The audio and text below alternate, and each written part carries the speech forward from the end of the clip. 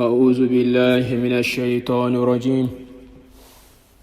بسم الله الرحمن الرحيم. إن الحمد لله نحمده ونستعينه ونستغفره ونعوذ بالله من شرور أنفسنا وسيئات أعمالنا. من يهده الله فلا مضل له ومن يضلل فلا هادي له، وأشهد أن لا إله إلا الله وحده لا شريك له، وأشهد أن محمدا عبده ورسوله.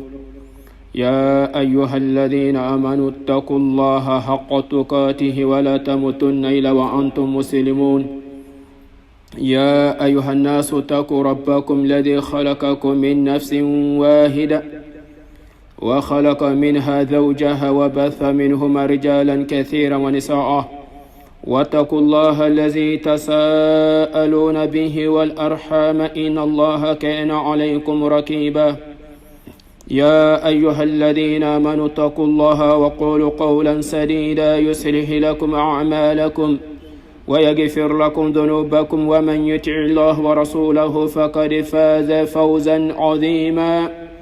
أما بعد، فإن أصدق الحديث كتاب الله،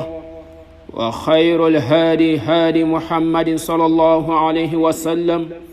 وشر الأمور محدثاتها، وكل محدثات بدعة، وكل بدعة ضلالة. أجرنا الله تعالى من البدع والضلالة. أيها الإخوة المسلمون والمسلمات والمستمعين الكرام، أحييكم بتحية الإسلامية وهي على السلام عليكم ورحمة الله وبركاته. Ambe Allah subhanahu wa ta'ala tando masamini tando kaka ka deme ñini masaban fe ka durmi ka far ñini masaban fe ka ba anka ko ju kelen kelen bela janina masabami kuna joni mi la kanda ko la fili bagreto la wana doye mo mi na fili ka don ko tigiti se ka la kanda blede ni mo mi na fili le do ki bla shitana kasra ka mo tana se ki wa shitana buluna ali alaninte wana ibla kiraba ninga sunna ka ikado shitana na ka burjo tana se ka fenkila amba ina ali Allah subhanahu wa ta'ala fe ale masabani kan soro jon kandale una kambila ale rajeni sira kanu de islam yasrani solo akraba ninga sunna sallallahu alaihi wasallam ka nyina fa ka kishine mashama jiri dan fa una son heramaka annasu mo sanmo anni aka manto na son herma fo ata se buru fel malaka ne bela jene sro jama kulu salmanna fa ya ibadallah ala ko qur'ana kono islamo aw mi mu'mini jon ko saya kana na unta antige makastro anga islam yani madafa imi ben keneka ami fo ki tando ki barkada ka kulu majola hakila jin kenedu fendo wati bese na sela sombe hakila jigunke bade silama kuma korolo kala se ambela jenema wa illa kaka anka hakila jinka la sani akan tantigema niye here badoy biyan soro balula niyan soro balula bi doy sarun tala me te balula nyina de silama o ye here jumay no de sunkalo makono imbade silama. Allahu akbar. Sungalo makono fisamanchia jumen bala amba fe kanda do dowla kala se ema amba den silamaw wa ko inventilingera jumon fana be ala no de bida srawi anka hakili jabonina sabula bida kenbe ka jien bi kosebe o de nyonya len do bi o dumanye kada mun kama silamaw ki ka hamna ko be no ya san ko nyo be nyene bode o de jati de kama o nataw kama ika san do u ka san ko nyo programu talendo ka bro na nyo na dama kama hakika ni ken be ka silamaw la natabi ka tumekira ban ga sunna ka sallallahu alaihi wasallam. Ibadallah emi balula nyina ini do sarun ta ka o manyina nta soro de wa enne ambe kene kelen ka nyina bitanina sangere tabi nan soro nya jumema ambe ka Allah subhanahu wa ta'ala barkada sami tay soro balula ki seko da meira ke islamaw munambe hakila jin ke nun dola ka lase awma nan ko kambe tun kiraba ni ga sunna ko sallallahu alaihi wasallam madama nan silamo ka foni be nyogon kan hakila jin ka kala so kadam kama fen fila de be nyogona bi mbe ala ko ke ni kira ka nyamare ani mbe ala ko fana ke ngase ka domta soro fen fila ne nyonya lendo bi mbade silamo wa ambe ki hakila ji femina ika fendo fam ni yeni namme kaloba ni fisa manchi yala wa ena kila bile ka bazen san kabla kramo kana wa ena kila bile ko duola ji warido wa ena kila ka fengere ka kono bile minte alata minte kiratai ita ubo ki yere sa me membala to ibile o to ni di sa ala ka fama ko madam bema o de ba to ni konya nu fen nana ni ala man ka jonya yirana ambe boka hakila ji ndoke ka di ima mbade islamo wati be ka nyeko ni ka dabla e ka se ka fendo chien flesa e ka se ka tun chien ko mimba o mangala se ima me tunya ko sisa ka barake nani ayi emi ba kene ka mi ba la me obi bolo de donc kene de bato wati be ni na nyona fen na be hakila jin kala evenement ni fen donc hakila jin do kama ala ko fa dhakiru fa ina li dhikratan fal mu'minin hakila jin ke muhammad be mu'minin nafa silamo ni kalo ba mi flani ni kalo mbe na nafa ka boko sebe o kalo ino de sun kalo ma konoi kalo ba na tote sun kalo ba na tofle dunan ba na tofle wa anga chesri ko anga faridaw jatimne ko sebe de aywa balma muso balma ke hakil majigi ka furu dimina defa fala ko sungol makono bola ale sena talami wa mogami ni sungol makono masekile tan loro ale hakilite ji aka furu dimi furala ese were na navla sundon kewa mogami be ni farida ka gero ma ese go na se ka navla selikewa silama anga nche siri ko silama ya kuma kasha anye silama yedala akuma ni bara ni kelila anche ire la mano silama shama made anga jatimno kanga kula ni wati ba mi fele ne o kalo bani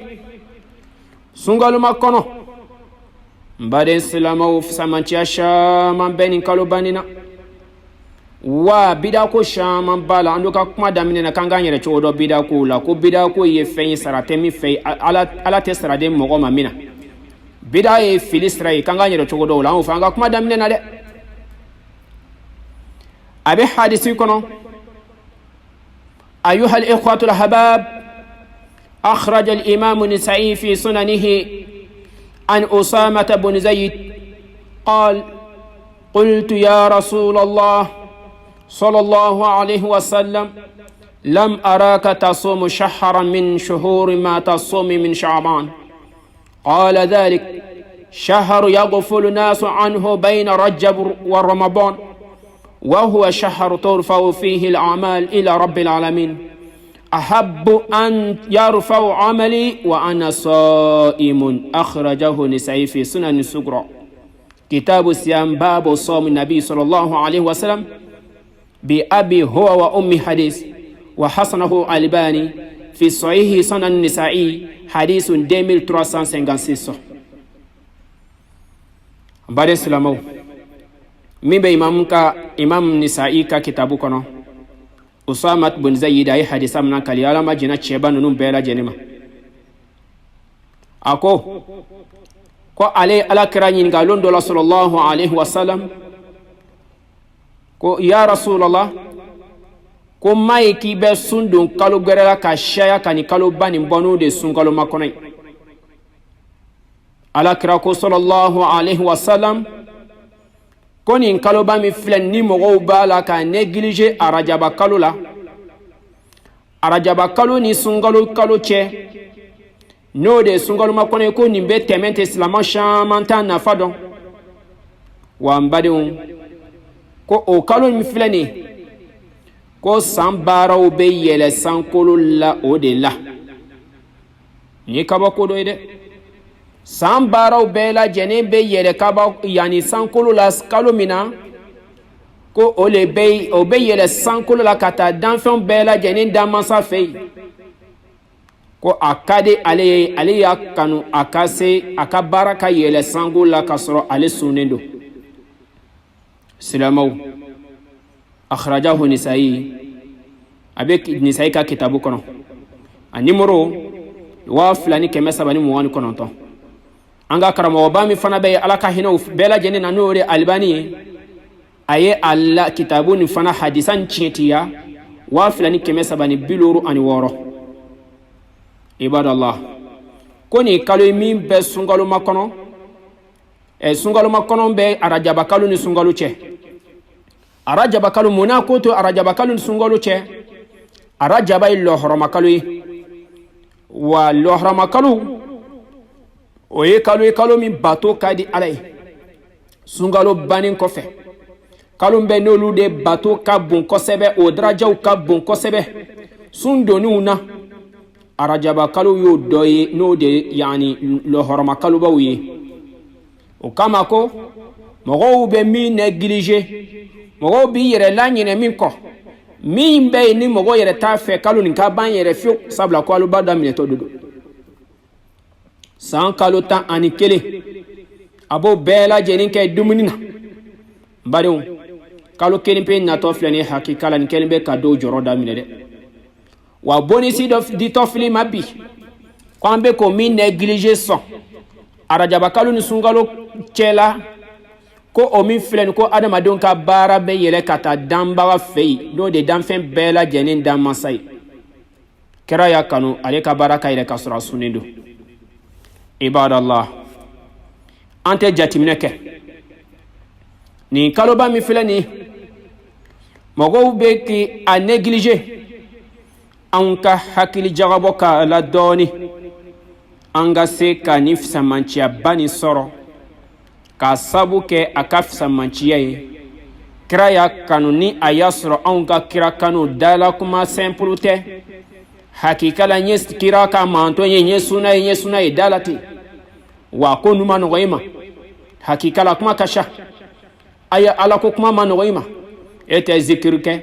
i tɛ kuranna kalan kɛ yani tɛ nafilaseli kɛ e tɛ sun kɛ n'a fɔla de ko événement bisu na an ka wajuli kɛnɛ sigi ko duwawu bɛ jaabi o don na o dɔrɔn de ka di k'e ka kira kanu de bɛ ten i yɛrɛ ɲininka dɛ i yɛrɛ ɲininka an bi silamɛw la sɔn hɛrɛma o dɔrɔn de ka d'an ye wa i k'i ka sun kira y'a kanu sallallahu alaihi wasallam ale ka baaraw ka yɛlɛ sankolo la ka sɔrɔ a sunnen don badenw nin kalo ban nin na o dɔ la sisan an k'an ka mun kɛ an k'an k'an cɛsiri ka mun ɲɛnbila kɛ silamɛw an ka jateminɛw k'a la sabula kuma caman b'a la o fisamancɛw caman bɛ ka fɔ adamadenw ka baaraw bɛ yɛlɛ sankolo la waati ani waati a bɛ alakira ka hadisa dɔ la sallallahu alaihi wasallam adamadenw baaraw bɛ yɛlɛ sankolo la mɛlɛkɛw bɛ ɲɔgɔn fali an na fajari ni lazara cɛ mɛlɛkɛ mun bɛ na sɔgɔmadala kɛ n'aw ye o bɛ taa n'a ka baara ye sankolo la olu bɛ taa n'a ka baara ye sankolo la yani sɔgɔmada mun nana fɛn da la ni lazara seli sera mɛlɛkɛw bɛ ɲɔgɔn fali waati min na dɔn bɛ yɛlɛ n'aw ka tile baara ye dɔn fana nana su k'aw fɛ fajada fana waati dɔn fana bɛ yɛlɛ na ni o baara ye o dɔ la sisan longɛrɛ min na fana ni baaraw fana bɛ yɛlɛ sankolo la alakira kumakan na sallallahu alaihi wasallam a ko hadisa dɔ la yani lon t'a dilen fili i ma nin kaloba ni fisamanciya la ni a nana fɔ la tuguni ko sɛmɛni fana kɔnɔ arfau usubu'i wa yakunu fi yawmi alkhamis wa dhalika lima rawa imam ahmad fi musnadi بسند حسن عن أبي هريرة قال سمعت رسول الله صلى الله عليه وسلم قال إن أعمال بني آدم تعرض كل خميس ليلة الجمعة فلا يقبل عمل قاطع رحمة مسند أحمد بن حنبل وحسنه الألباني في صحيح ترغيب وترهيب حديث 2538 بعد السلام أبي هريرة حديثا من كالفنا كو سمني كنو لون تابي يلسو مدى فلا أني ولا فلا لا دون كودو سلامو ملكو بكودو إلا وبين بين يوغن يسيل إرونا أمين كسيل إرو بلا جيني بكي غروبالي يسو أمين كا بارا تلي كوروكي إكا سلامي رتا فاكادو كي رسلامي ka seli eru bela jenene ma jin ka bo barake la 22h 23h ke te seli hala te do ke yere silamai jien kanun kama wa jien do do meleka beta fo ko karsa tu barake ro lai te to machine mai de an kan yere jati mine ko nuna de silamo ala manda kulunge kama de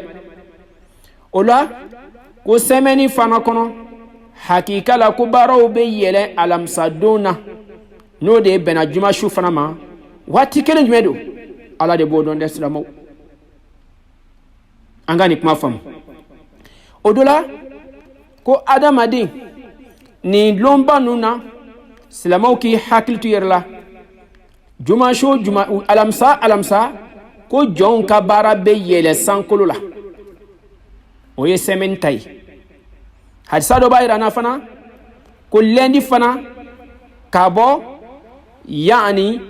juma don samedi dimashi do bayra ko lendi ka be yele hadisa do bayna ko shien kelen do semeni kono ni kuma fila bela jeni hadisi sahihi ay wambadu anga jati mnoke na fala ko ka baro be yele sankulu la jum alam saduna so o kama lakira sallallahu alaihi wasallam wati shamat watme alam sasu ka sabu ke ka kade ay ka baro ka yele sankulu la alam sadun ka sorale sunindo te heraba doye ola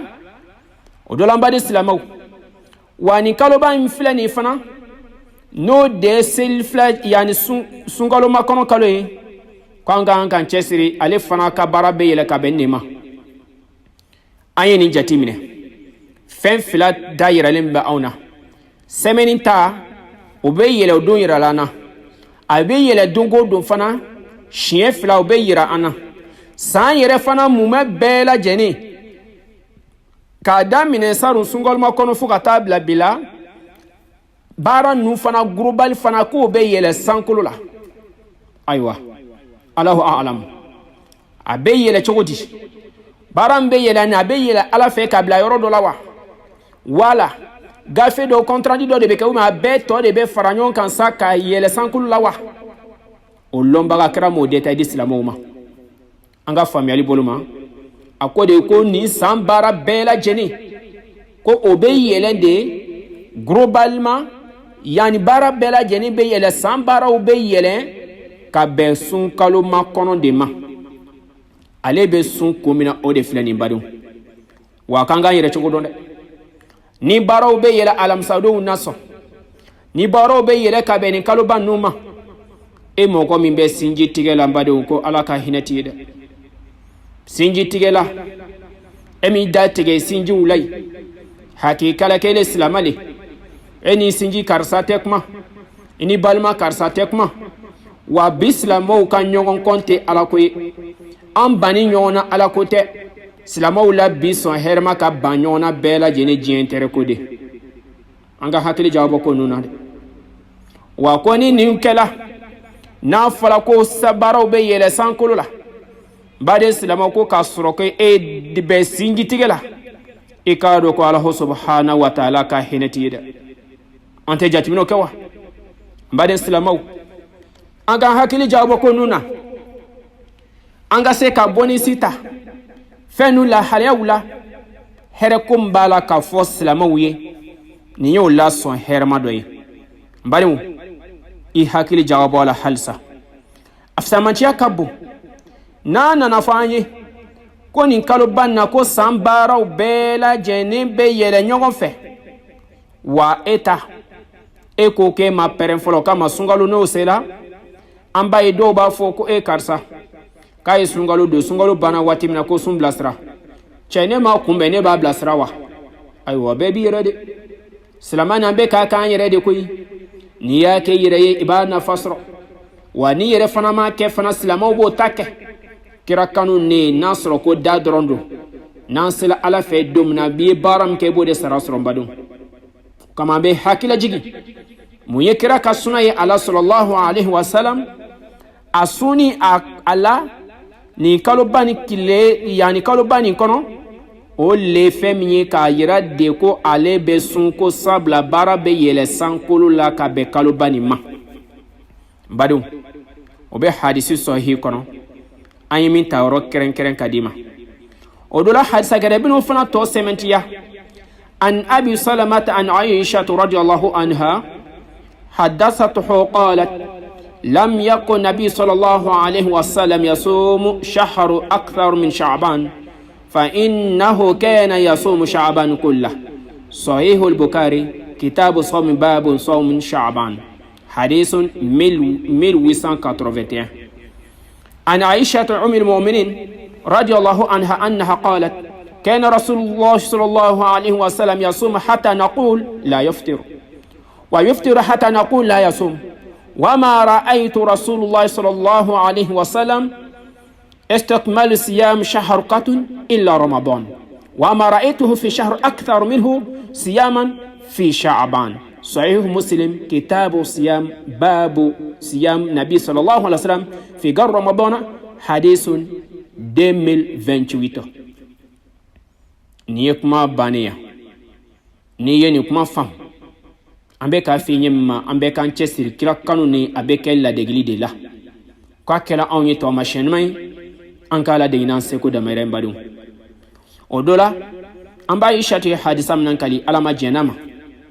a ko ala kira sunkɛni sallallahu alaihi wasallam k'a tun tɛ sun don kalo gwɛrɛ si la ka caya ko fo n'a kɛla shabani kalo ye sunkalo tɛmɛnen kɔfɛ dɛ an ka nin yɔrɔ faamu o bɛ bukari ka kitabu kɔnɔ yani numero wa kelen kɛmɛ seegin bi seegin kelen a b'an bashat ka hadisa dɔ wɛrɛ fana yani min nana muslim ka kitabu kɔnɔ a ko di ko alakira sallallahu alaihi wasallam ko waati dɔ la k'a bɛ sun tigɛ k'i b'a fɔ k'a tɛ sun yɛrɛ waati dɔ bɛ kɛ a tɛ sun fiyewu nafila sun bɛ a b'i sen bɔ ko bɛlɛ i b'a fɔ ko kira yɛrɛ tɛ sun yɛrɛ ko waati dɔ la fana a bɛ sun i b'a fɔ fana ko kira yɛrɛ tɛ sun tigɛ fiyewu baden silamɛw mais ko k'a yira silamɛw la ko ale ma alakira sallallahu alaihi wasallam k'a tun bɛ sun don kalo si la ka kalo min dafalen to ka kalo bɛɛ lajɛlen sun ko fana kɛla sunkaloma kɔnɔ ye sunkalo dɔrɔn pe wa ko kalo bɛɛ k'a fɔ k'a tun bɛ sun don ka sɛyaw la ka tɛmɛ kalo tɔ bɛɛ lajɛlen kan k'o de tun ye sunkaloma kɔnɔ ye an baden silamɛw an ka nin faamu k'a yira anw na hasan b'a fɔ k'a fɔ k'a bɛn a tun bɛ sunkaloma kɔnɔ bɛɛ lajɛlen don hadisa gɛrɛ b'o la k'ale ko illa qalil ko fana tɔ kɛla fitini ko a tun b'a bɛɛ don an b'a shati ko ale ka hadisa dɔ gɛrɛ la fana ko a tun bɛ kalo bɛɛ lajɛlen don k'o tun sunkalo kelen pe mais sunkaloma kɔnɔ nin k'a tun b'o caman don k'a yira anw na k'a fɔ de k'a tun bɛ nin tilan kelen bɛɛ lajɛlen don k'a tun bɛ min to k'o tun ma ca kama kira sallallahu alaihi wasallam an bɛ diɲɛ kile min na bi n badenw karamɔgɔ bɛ karamɔgɔ la bi n'a nana arajaba mankutu daminɛ an b'a dɔn arajaba sun ka ɲi dɛ baraji b'a la mais n'an fila don adamaden yɛrɛ fana ka seha i ka santé i ka organisme i farikolo ka lafiya i bɛ temps dɔ di ala ko ma temps dɔ di ala ko ma i ka temps dɔ di i yɛrɛ fari ma o t'a yira ko sun dɔ man di o t'a yira ko ala ko man di i ka kɛnɛya ala ko fattaqullaha mastata'tum an ka siran ala subhanahu wa ta'ala ɲɛ n'an seko damayira ye hadisa dɔ y'a yira na ko kira sallallahu alaihi wasallam a tun bɛ sun waati dɔ la k'i b'a fɔ k'a tɛ sun tigɛ yɛrɛ a bɛ waati dɔ kɛ i b'a fɔ k'a yɛrɛ fana tɛ sun o de kama ibn qayyim kumakan dɔ la rahimahullah a ko k'a fɔli ko kira tun bɛ sun tigɛ waati dɔw la ko a tun bɛ sun tigɛ waati dɔ la ko i b'a fɔ k'a tɛ sɔn a tɛ se ka sun bilen ko kalo k'a tun bɛ tile saba don u ko waati dɔ la ko n'a nana kɛ a b'o tile saba nin bɛɛ to yen k'a bɛ n'o bɛɛ kalikili kɛ k'o don shabani kalo la ko de kama k'a bɛ fɔ k'a bɛ shabani kalo bɛɛ don ale ka faamuya la nin position na a y'o de kuma fɔ an ye ka sabu kɛ k'a tun bɛ waati dɔ kɛ i b'a fɔ k'a tɛ sun or que a ye hadisaw b'a yira ko kalo kalo k'a tun bɛ tile saba saba dun mais n'a nana fɔ k'a bɛ kalo kalo waati dɔ la k'a bɛ sun tigɛ i b'a fɔ k'a yɛrɛ fana tɛ sun mais ni kaloba nin sela n'o de ye sunkaloma kɔnɔ ye k'a tun b'a caman don baden silamɛw k'a tun b'a a bɛɛ de ko fo ka taa tɔ to fitini an baden silamɛw an ka hakili jakabɔ e la encouragé tɔ don ka don kira kanu na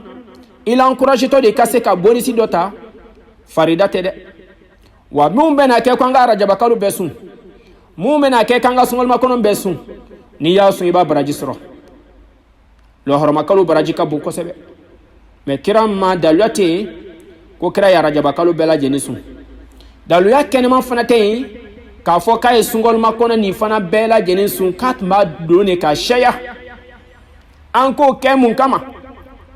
ka an ka santé réservé k'a bɛn ala ka farida ma an kana guluw dana tɛmɛ don kow la karamɔgɔ bɛ yen o bɛ na kuma ye ka kuma ye kalo saba kalo naani ba bɛɛ lajɛlen sun ka arajaba kalo sun ka sunkaloma kɔnɔ sun tile 60 k'i k'o bɛɛ sun sunkalo bɛ taa se waati min na i bɛ taa sɔrɔ mɔgɔw dɔ bɛ olu fanga banna n badenw o tɛ ala ko ye o dana tɛmɛ o tɛ kira ka ladegeli ye ko nun dana tɛmɛ man ɲi a kɛ ni hakɛ ye min bɛ bɛn i yɛrɛ ka santé ma wa n'i ma arajaba kalo sun wa n'i ma sunkaloma kɔnɔ sun ala tɛ taa i minɛ lahara don na mun de la i ma nanfilaw sun dɛ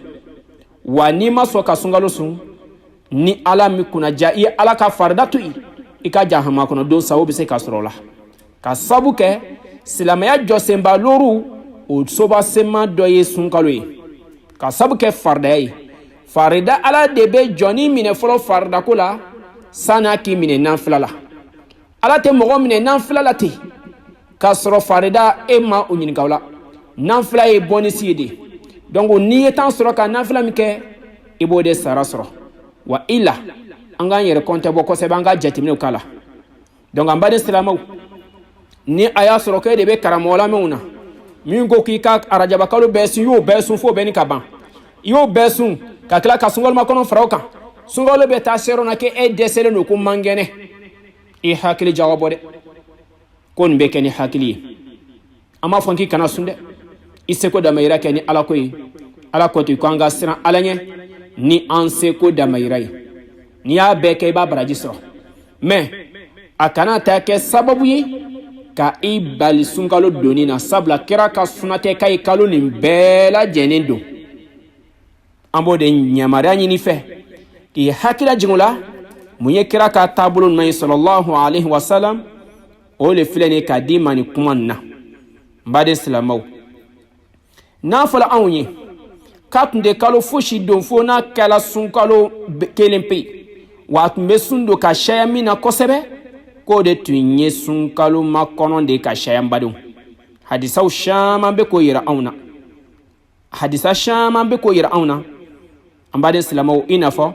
an ba Aishatu y'a fɔ cogo min na sisan radiyallahu anhu donc kalo bɛɛ k'a y'a bɛɛ lajɛlen don tiɲɛ yɛrɛ la o de ye sunkalo ye donc mun bɛ ka mɔgɔw la encourager an ka arajaba kalo bɛɛ don an ka sunkaloma kɔnɔ bɛɛ don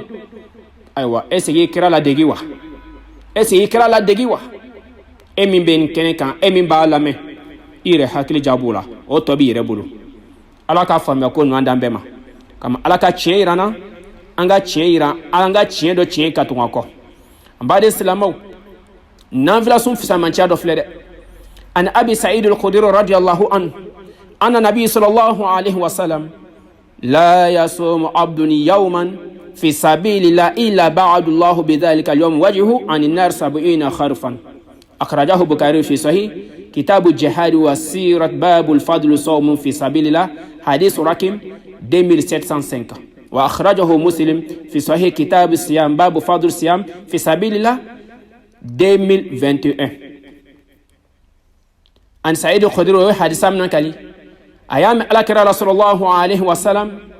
koni joni ye tele kelen fɛn do ala de jati ka kama ye sun do ala de jati ka kama nafila koto ye farida koto ye koni ye adamaden kile kelen sun do ala de jati ka kama ko fala ke e ɲɛ da yɔrɔ ma jinya ka bɔ jahanama ma fo ata se san 70 jatima mbadem sun tɛ ko deni dɛ sun nafa ka bon sun nafa ka bon silamaw n'an y'a faamu sun nafa ka bon an ka kɛrɛnkɛrɛn ala ye sabula sun hadisa dɔ b'a yira anw na ko sun ale ni kuranna nu fɛn fila bɛɛ lajɛlen bɛ taa sɔnnadoli kɛ ala fɛ yen alikiyama don na ko sun bɛ taa fɔ ala ye ko ala karisa y'a ka sahawa bɛɛ to yen a negelafɛn bɛɛ to yen ne kama a y'a gɛn fɛn bɛɛ to yen ne kama a y'a ka ko bɛɛ lajɛlen to yen ne ala ne kama ko ala e dɔ b'a dɔn n'o bolo gwɛlen don o sen gwɛlen don ala n b'a fɛ ka karisa makoto kuranna fana bɛ yen kuranna n ye kuranna dɔn n ye kuranna durusi n bɛ baara kɛ n'a ye n ye kuranna faamuya ka baara kɛ ni kuranna ye mɔgɔ min bɛ kuranna kalan sanga ni waati bɛɛ lajɛlen na n baden silamɛw i y'a faamu i bɛ ka baara kɛ na ni a ye tiɲɛ yɛrɛ la wa alikiyama dun na fana kuranna fana bɛ taa sɔnnadoli kɛ n'u ye n baden silamɛw wa sun ka sɔnnadoli intervention ala fɛ yen farida koma kɛrɛnkɛrɛnw la nafila koma kɛrɛnkɛrɛnw la wa e ka tele kelen sun ni ala ye ala jati ka yan ma kɛ yɛrɛ yɛrɛ k'a kɛ karisa ta ye he ne sunnen don bi dɛ karisa ye hɛrɛ kɛ n kan cɛ i taa ka bɔ n da la denmisɛnnin i bɛ taa ka bɔ n da la n'ale sunnen de don fo quartier kɔnɔ mɔgɔw bɛɛ k'a dɔn k'ale sunnen de don i sabali a ma dabɔ o kama dɛ wa n'ale sunnen de don baarakɛyɔrɔ mɔgɔ bɛɛ b'a dɔn ko karisa aja wa karisa sinama wa ale kɔni sunnen don bi dɛ depuis lundi bɛɛ b'a dɔn k'ale sunnen don silamɛw an kana ko nin kɛ tɔgɔ ɲini koyi hakika la o t'a kɛ cogo ye o tɛ kira ta ye sallallahu alaihi wasallam donc cɛba min do kɛla anw ye exemplairement ye e k'i cɛsiri ka fisamaciya nu filɛ i k'i hakili t'o la sabula hadisan filɛ ni ko sun bɛna taa sɔnnadoli kɛ hadisi sahih do dɛ ani abdullahi bun umar o de hadisan nan kali abdullahi min umaru den a ko alakira ko sallallahu alaihi wasallam الصيام والقرآن يشفان للعبد يوم القيامة يقول الصيام أي ربي منعته طعام وشهوته فيشفعني فيه ويقول القرآن ربي منعته النوم بالليل فيشفعني فيه قال فيشفعان أخرجه الحاكم في مصدر كتاب فضائل القرآن من في فضائل القرآن جملة حديث رقم 1979 وأخرجه أحمد في مسند رقم 6454 وصححه الألباني في صحيح جامع الحديث رقم 3882 an y'a ta kitabu min kɔnɔ yɔrɔ min na e k'olu nimoro jate minɛ baden silamɛw nin bɛɛ fɛn ye k'a yira e mɔgɔ min b'i cɛsiri kuranakalan na sɔn saga ni waati bɛɛ e mɔgɔ min bɛ k'e de cɛsiri bɛ sundon na waati bɛɛ wa fisamanciya dɔ b'i ye dɛ fisamanciya dɔ b'i ye dɛ an ka hakili to an yɛrɛ la an ka hakili to an yɛrɛ la n'an b'a fɛ ka kɛ kiraba nin nadegebaga ye wa fisamanciya dɔ filɛ ka d'anw ma silamɛw n'an ye nin bɛɛ lajɛlen faamu wa kalo nin na ko caman b'a la an y'a f'i ye ko a sugu bɛɛ lajɛlen mɔgɔ bɛ yen bɛɛ n'i ka faamuyali cogo don dɔw fana bɛna fɛn gɛrɛ fiy'a kan ka kuma caman fiy'a kan ayiwa hakili jagabɔ dɛ an kana baara nin kɛ fu ye an k'an cɛsiri dɔ le bɛ k'ala dege anw fɛ diinɛ ko nin na n'o le alakira de sallallahu alaihi wasallam n'a fɔla ye ko jɔn kan k'i yɛrɛ masɔrɔ alahu subhanahu wa ta'ala la ni sun ye o ye ala bato de min kali ka farida ye mɛ nanfila fana dɔ bɛ tɛmɛ fara i ka daraja kan bade silamɛw hakikala ni y'ale faamu o dɔ la i n'a fɔ kira ka sahabaw kira yɛrɛ to kɛla anw ye exemplairement ɲɛ ma o la o tun b'o seko damayira kɛ nanfila su ninnu na baden silamɛw o dɔ la an k'an cɛsiri an ka hakili to fɛn dɔ la sun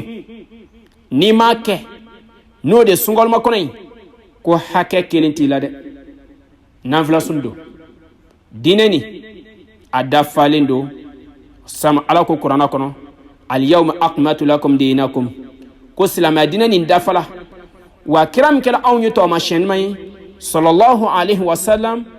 a ɲini ba anw fɛ an k'a ladegi o kama mɔgɔw dɔw nana alakira sɔrɔ sallallahu alaihi wasallam an b'a dɔ sɔrɔ wa ɲininka ko ne b'a fɛ ka alakira jogo dɔn sallallahu alaihi wasallam an b'a ko ma cogo di mun b'a ko di ko kira jogo ye kuranna le allahu akbar ko a jogo ye kuranna ye kuranna jogo ɲuman bɛ kuranna kɔnɔ ko kira jogo le b'o ye wa jogojugu fɛn fɛn mankotoba kɔnɔ a tɛ sɔn si ma donc ne ma ko bɛ kira la degi la k'i ka tun kuranna kɔ sanu ni kira ka ɲɔgɔn sɔrɔ o mɔgɔ saba kelen ko di ko hakika la ko kira bɛ cogo min na kɔni ale yɛrɛ filɛ ɲɛ man k'ale tɛ sunɔgɔ su kɔnɔ tuguni hakika la k'ale bɛ su bɛɛ lajɛlen kɛ nafila seli la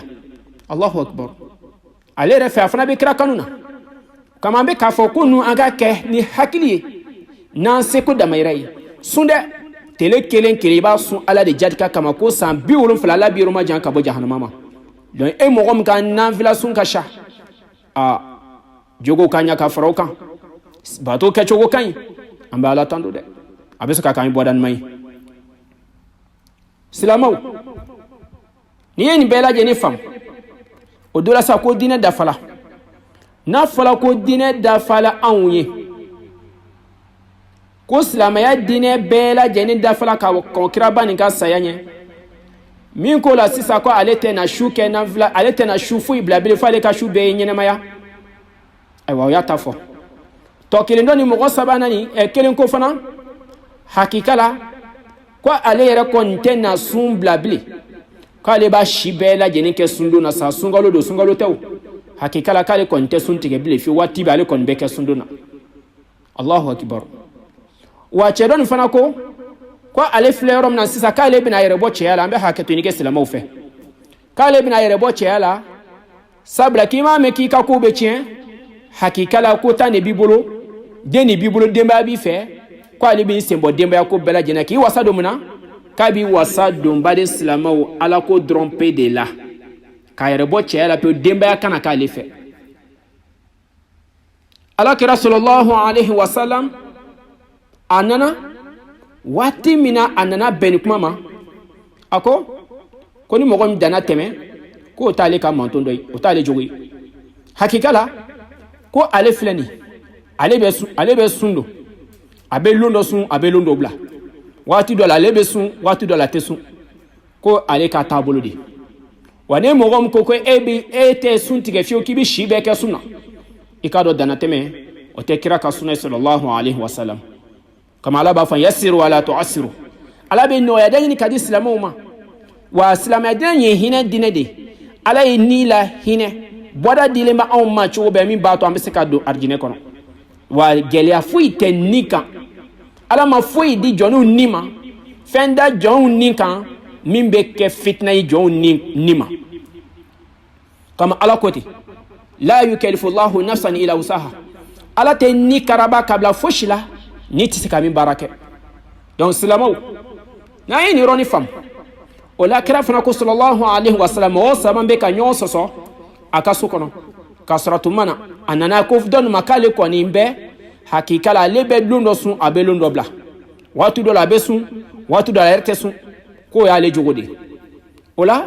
mɔgɔ kelen dɔ nin fana min ko k'ale yɛrɛ tɛ sunɔgɔ su kɔnɔ bilen fiyewu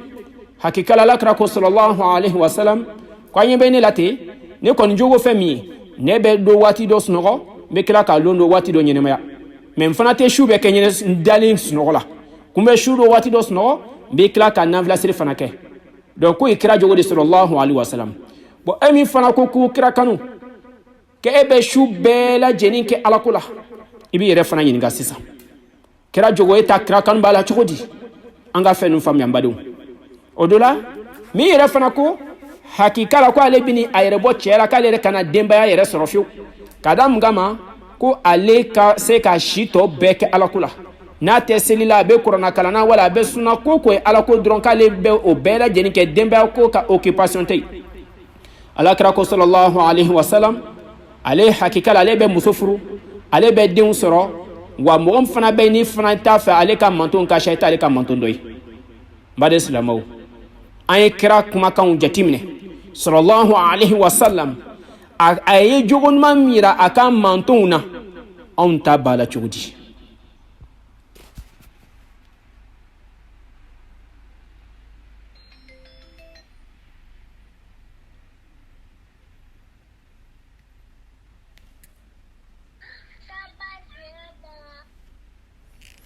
anga kira kanu be chogodi anga hakili sura ko nuna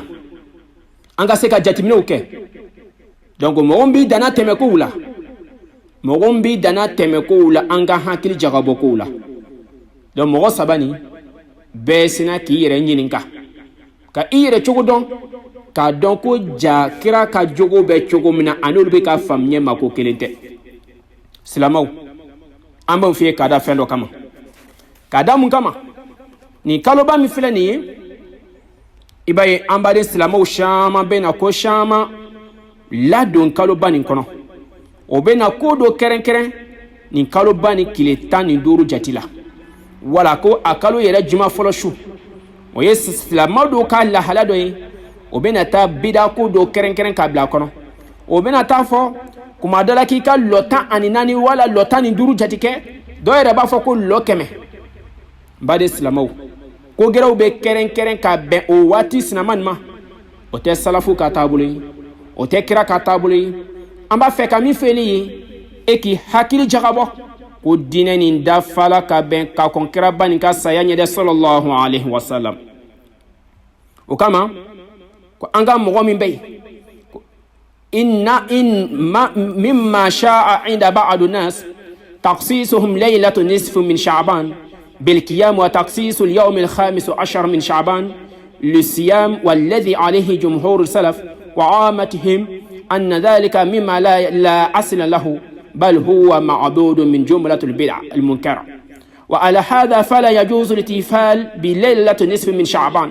بالصلاة وغيرها ولا يجوز تخصيص يومها أي يوم الخامس عشر بالصيام فكل ذلك بدعة منكرة لا أصل له في شرع مطهر بل هو مما أحدث في الإسلام بعد عصر الصحابة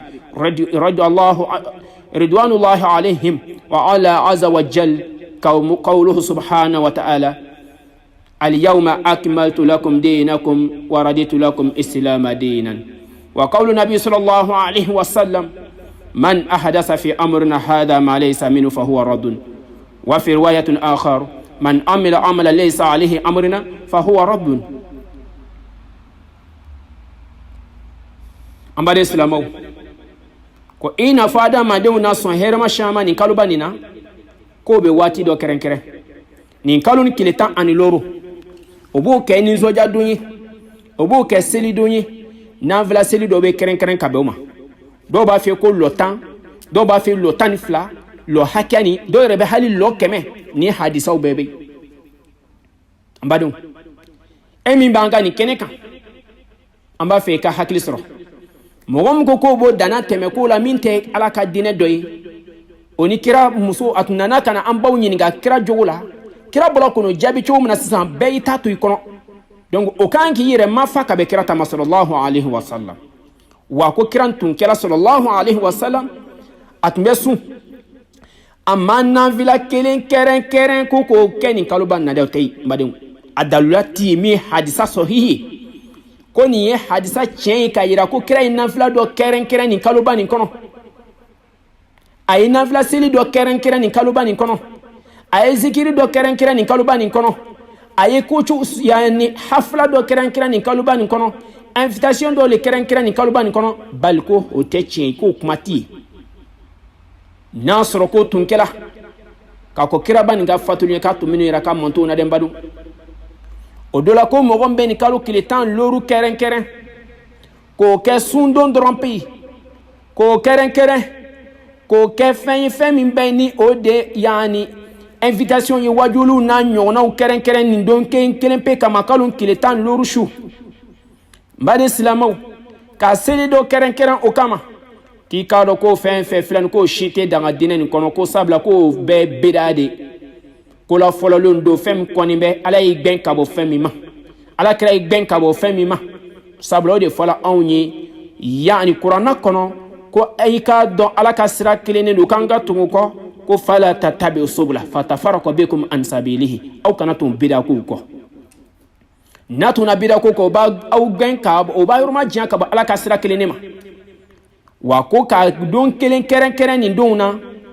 ko mi felen ko ko lu ke fenyi ko daluyata la dine kono badun yiwa ika don ko salama dine ni dafala ala kira mo yira ka sahabaw la kira mo fa ka sahabaw ye kira fana ka sahabaw mo yira salafu la tabinaw la wa tabinaw fana ko lu shima oke ambe silamaw emi beni keneka ini karamogo be nyogon kalama de programme talembi bolo ni kalu la halala iba kalama de sa été hakili sura ko nati iyo wari jalubla ko nununa e drome jolibla ni ko nununa ko nun sela ka nyebo te sawa iti sabalte ba sabla ala kro de fa on sallallahu alaihi wasallam ko ni mogo minye fengere ladu ni mogo mina na fengere barake fenina aleka batte dine tabolo nina minta do imbade salama ko bela segima wa minye wajuli keren kalun kile tan duru doron pele abena kuma shama soroka fo ko san ko nyo be ketan don ni be ketan mbade islam ko kuma be shama be tige ka fo do na kalun kile tan loru shula de azuro eri shula de azuro eri comme ça wula de kuma shama be fo mbade kini fen ke ka be ma ko te kira tay ko be la segima sabla kira bayira do ko kira ni maso ki kona ge ka kadina chien fa ka manto ni de wa kone mo ganye barake barala min te kira ni ka bato doyi min te kira ka tabolo doyi e ka don ko fana bela segi imade ambashati hadisa nan kali awni donc ambade salamaw be ki chesri na ma ko be dineni na ma ko be dinen chiena an ka se ka hakil sura o kama be alakra kuma kando la sallallahu alaihi wasallam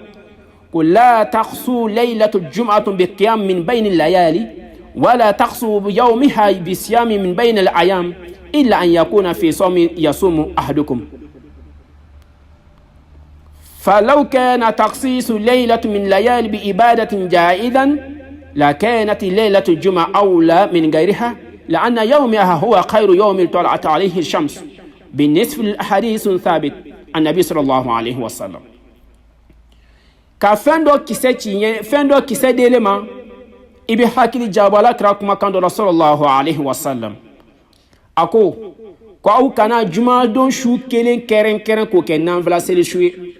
wa ale te wuli nanvla seli la shu fefio fo bi juma shu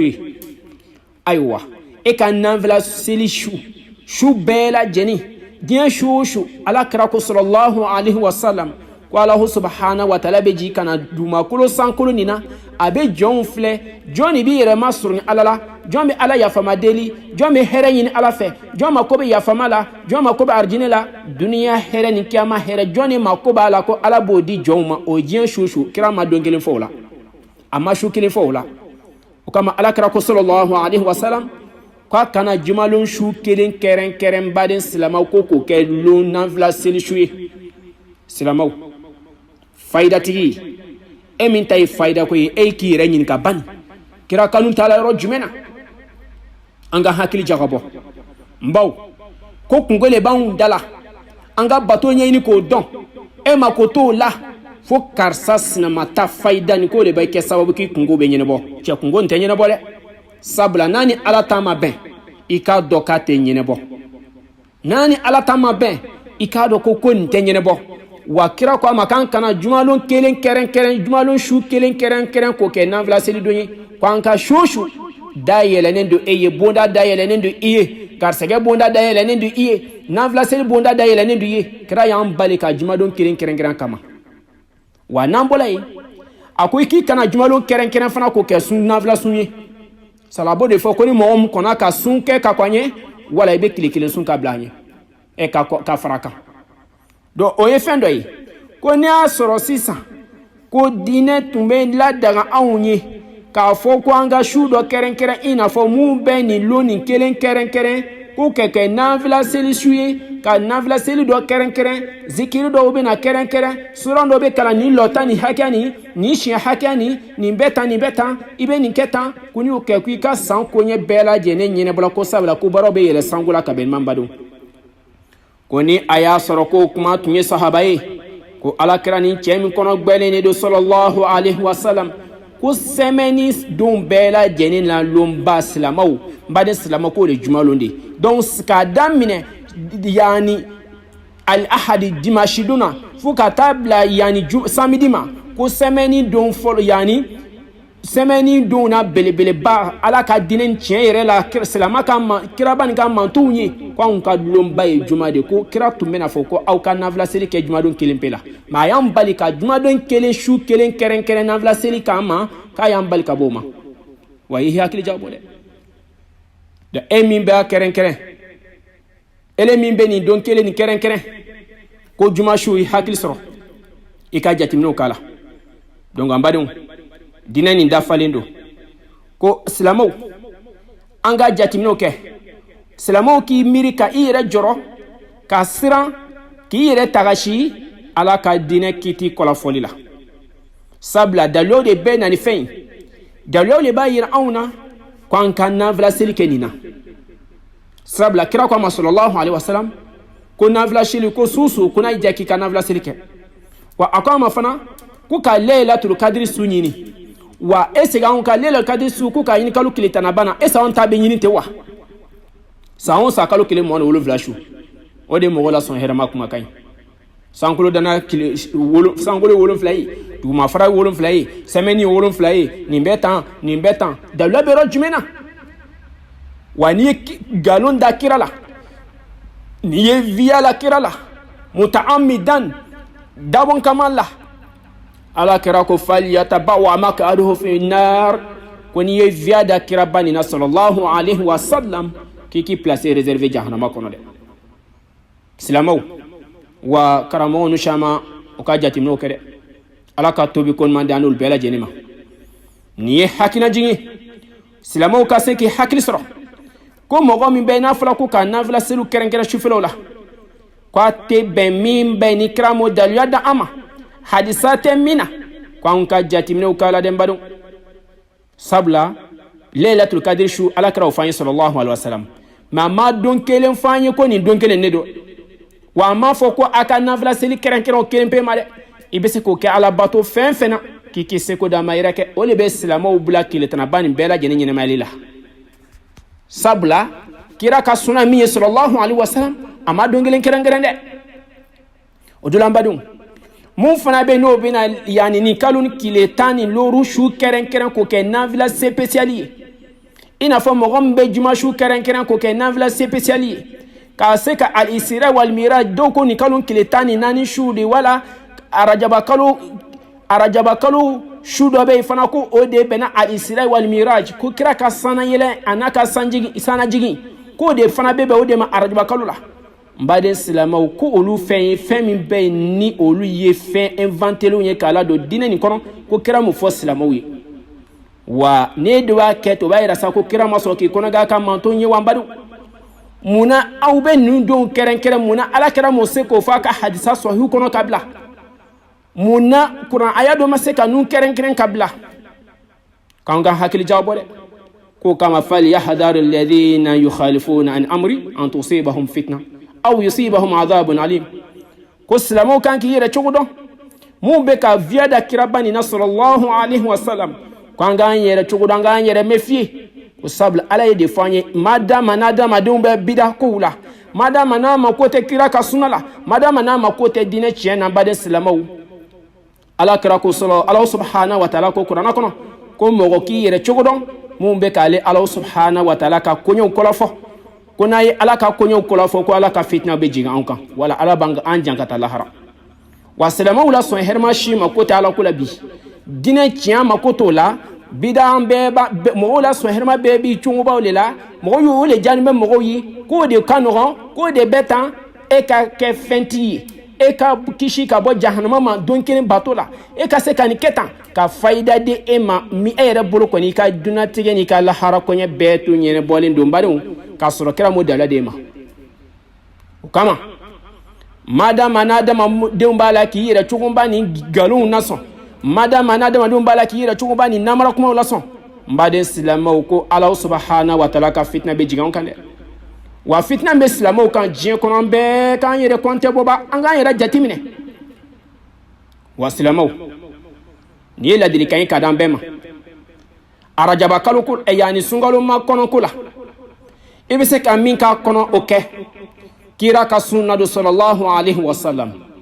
wa nasla kilitan duru la fana ba fo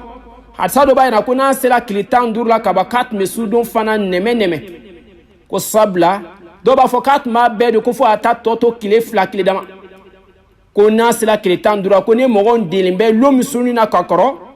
yani n'a sɔrɔ delen bɛ alamisa sunna wala delen bɛ lundi sunna i bɛ se k'o sun don mais ni kalo sera niveau dɔ la ka ban i k'i yɛrɛ cogo dɔn ko i kana sunkalo tɔ to tile 2 ka sun dɛ kiraw yira anw na sallallahu alaihi wasallam e ka nafila sun kana ta kɛ sababu ye sunkalo kɛta i tɛ tigɛ ma ko n tun ye nafila sunna or que sunkalo daminɛna donc an ka hakili jabɔ ko ninnu na n'i ma min faamu k'i ka lɔnnikɛbagaw ɲininka fas'alu ahla dhikri in kuntum la ta'lamun n'i ma min faamu k'i ka lɔnnikɛbagaw ɲininka n badon n'i tɛ min dɔn donc silamɛw nun tun anw ka hakilaji ka di ma kalo ko nin na sungaloma kɔnɔ min n'o daminɛtɔ don kuma dɔ la i bɛ hakili sɔrɔ sani a fayidaw ka di i ma sani k'i wasa don nafilaw la sani k'i wasa don a wuridiw la kira ma wuridi kɛrɛnkɛrɛn dɛ i ye kitabu fɛn fɛn ta min ye sunnamɔgɔw ka lahalaya ye min ko an bɛ tun kira ka sunna kɔ wuridili fosi tɛ yen min kɛrɛnkɛrɛnna ka bɛn nin kalo tile 15 ma wala nin kalo nin ma nafila si fosi tɛ yen sarakatu foyi kɛrɛnkɛrɛn tɛ ka ban ma kira ko sallallahu alaihi wasallam san baaraw bɛ yɛlɛ ka bɛn don ma nin kalo nin ma a ma don kelen fɔ dɛ kalo tile fɔlɔ don wa kalo tile 2 don wa kalo zurɛr don wa tile 15 su don wa kalo tile 17 su don wa an t'o dɔn dɛ kira m'o dala d'an ma an m'o sɛbɛnnenya kɔnɔ donc min fɔra anw ye ni kɔnɔrɔngbɛya ye an fana bɛ k'o d'e ma na n'o kɔnɔrɔngbɛya kelen ye min bɛ e masa ye b'i ka choix kɛ donc an b'an ɲini ala fɛ min bɛ b'an da kɔnɔ k'a lase ma ala ka sababa b'a la ala kana sitana ni yɔrɔ sɔrɔ la ala ka diinɛ tiɲɛ yira an bɛɛ lajɛlen na ala ka labanko ɲuman d'an bɛɛ lajɛlen ma ala ka kaloba ni tɛmɛ d'an ma ka bato caman k'a kɔnɔ ala k'o nɔ an ye ala k'an ka bato minɛ san gɛrɛ k'a kalo jɔ an ye hɛrɛ la k'a bato kɛlenw caman nɔ an y'a kɔnɔ ala k'o nɔgɔya k'an durumu bɛɛ lajɛlen yafa ala ka diinɛ tiɲɛ yira n'an ka tiɲɛ dɔ tiɲɛ ye ala ka nkalon yira n'an ka nkalon ye nkalon ye ka tun tiɲɛ kɔ ka ban nkalon na ala ka labanko ɲuman d'an bɛɛ lajɛlen ma ala k'an balo silamɛya kan ala k'an fatu lemɛnɛ kan ala ka an kisi kana ta ka bɔ bidako ma ala k'an kisi kana ta ka bɔ kojugu ma ala k'an kisi kana ta ka bɔ nidɔnkow ma ala k'an durumu bɛɛ lajɛlen yafa hali bi ala k'an bɛɛ lajɛlen lakanda ka bato caman nɔgɔya kɔnɔ ka sɔrɔ ka tubɔ caman nɔgɔya kɔnɔ ka baara ɲuman caman nɔgɔya kɔnɔ ala k'o nɔgɔya bɛɛ lajɛlen بارك الله لي ولكم في القرآن العظيم وانفعني وإياكم بما فيه من الآيات وذكر الحكيم هذا وصلي وصلى الله على سيدنا محمد وعلى آله ومولانا يا رب العالمين والسلام عليكم ورحمة الله وبركاته